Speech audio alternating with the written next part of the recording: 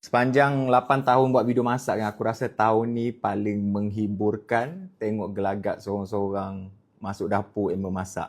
Ada orang tanya, "Ke, tahun ni paling ramai ke orang buat masak tak jadi?" Tak, sebenarnya ramai buat menjadi, memang ramai gila.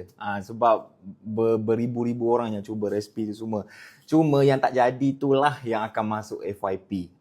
Sebab apa dia banyak engagement. Orang akan tanya, kenapa hangus, kenapa pecah, kenapa bocor, kenapa tak jadi. Yang menjadi pula orang tak komen kan. So bila FYP duk lalu video tak jadi, orang pun duk assume yang resipi tu semua tak menjadi. Actually ramai buat yang menjadilah.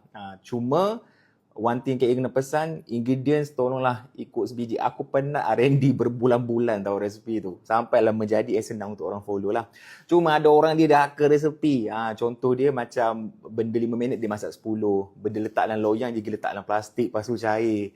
Benda yang letak air dia tukar dengan susu ke apa. Tak boleh, nanti lari resipi. But overall, KA sangat happy lah. At least kita boleh nampak ramai orang yang cuba masuk dapur and cuba memasak. Sebab kena ingat, tak semua orang level masak sama tau. Ada orang setahun sekali baru masak, baru masuk dapur. Ada orang tak pernah masuk langsung. Ada orang memang dah expert everyday. So whatever resipi kita bagi, akan ada orang yang tak ada basic memasak.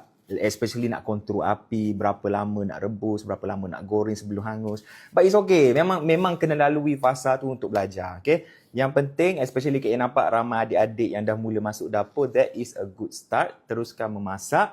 Kalau fail tak apa, upload je. Aku repost je nanti. Sebab kita nak bagi perhargaan untuk orang-orang yang cuba resepi ni. And KA harap tahun ni korang sukalah resepi yang kita dah prepare. And I'm really happy with the support from the community so far.